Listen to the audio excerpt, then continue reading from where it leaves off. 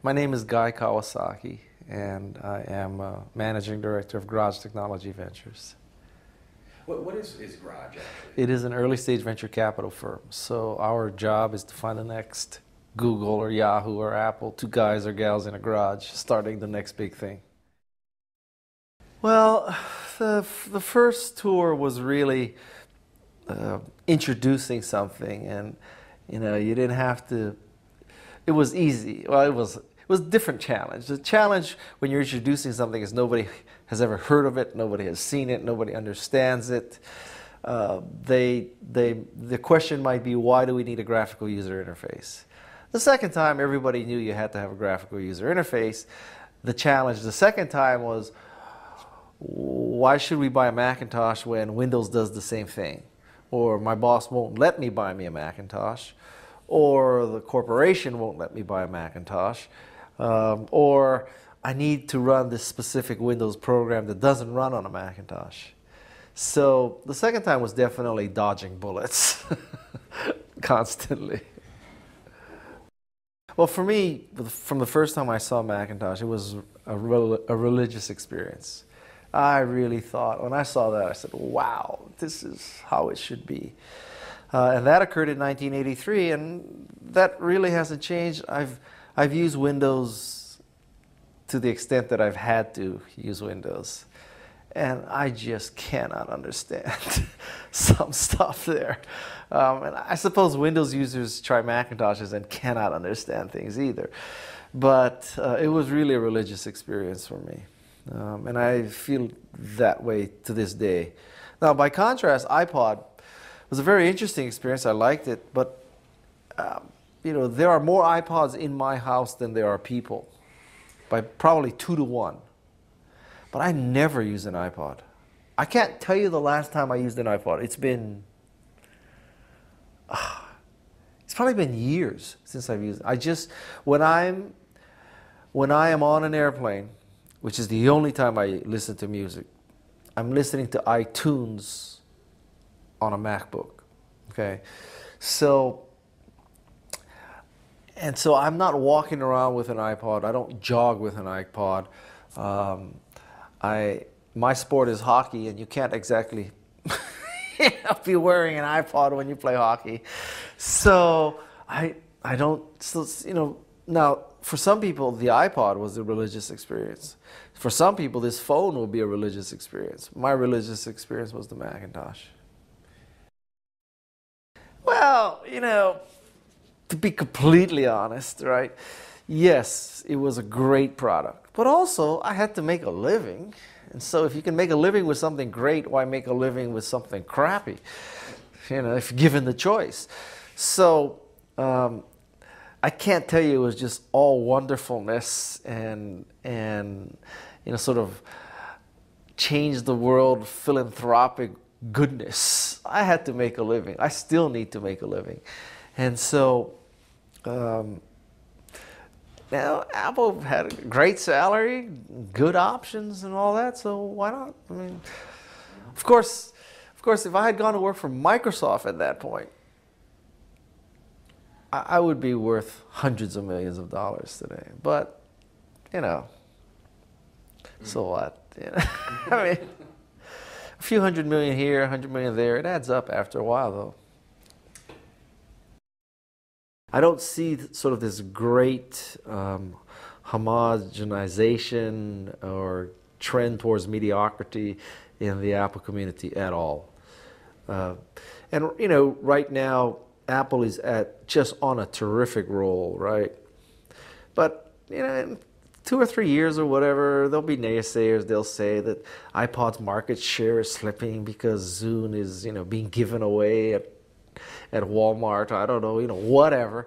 There'll be some story, and Macintosh's market share continues to slip, and the phone came out and it was great, but when you really had Bluetooth on and 802.11 on, battery life wasn't all it's cracked up to be, and so after an initial surge, and then Nokia introduces a clone, and Motorola gives it its best shot, and someone will say, Apple's a threatened platform. Why would people write software for, The thing about that I've learned about Apple is it's never as good as it looks, and it's never as bad as it looks.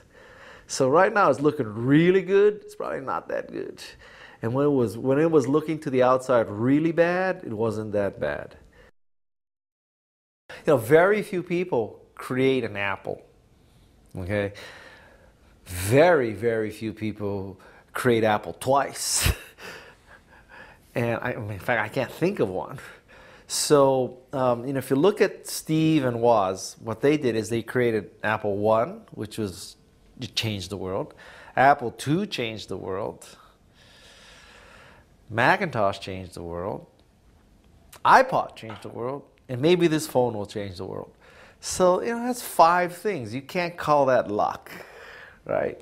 Now, if you look at somebody else, I don't know, you say, Mark Cuban sold his company to AOL for $700 million, and now he's the owner of the Mavericks. Let's see him do something. You know what I'm saying? I'm not saying he's not going to do it or can't do it, but listen, I'd be happy with 1 mega hit. Okay? Don't get me wrong. But Steve has had 5. This is one of those kind of things that smart people like you from the outside, you're looking in and you're saying, oh, I know Steve is smart, so there's got to be some really, you know, some McKinsey-esque like thinking that made them reposition the company and all that. And I mean, to take another example, when they changed their logo from 6 colors to 1 or 2 or, you know, whatever package it was, you could look at that and say, so this represents a philosophical change that, you know what, I don't know what, you know, make up a story. Yeah, maybe Steve was just tired of typing Apple Computer Inc. and he just wanted to type Apple 5 letters instead of 16 letters. You know, it could be as simple as that. I would not be like calling up your psychiatrist wondering why, you know, he thinks Apple did it. It's Sure. Whatever. I mean, I basically get a new Mac every 6 months because that's roughly how often a new MacBook or PowerBook comes out. So I'm very hard on my computers. I use it 5, 6 hours a day. I travel all the time. I'm constantly pounding on it. And so I know this is not true in an engineering sense, but I believe that I pound on my computer so much, they get tired. And after a while, they get tired, and I don't know, they feel like they're fragmented, and you know, they're just like beaten up in a digital sense. And so after I beat the crap out of it, rather than, you know, running tech tools on it or running some drive tools or, you know, disk utility, rather than trying to fix all that, I just dump it and get a new one and start all over again. Because for me, it is my most valuable tool. And so I spare no expense on it. And I guess on average, I've probably had, if you think about it, from 84 to 2007, you know, that's 20-something years, I've probably had 50 Macs. And then you know, once I pound on it for 6 or 7 months, and the next model comes up, I just give it to my kids. So they just like, you know, they constantly just. That makes sense. My kids have had more Macs than most people.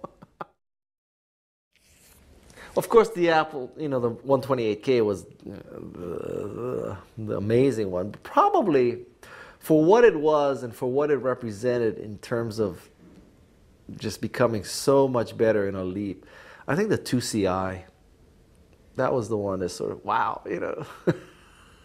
But the Mac 2 was too big and fat. The 2CI was, you know, just sort of usable. I mean, it was like approachable. I didn't want an XP, you know, whatever Windows box. 2CI was the one. Sharp. Yeah.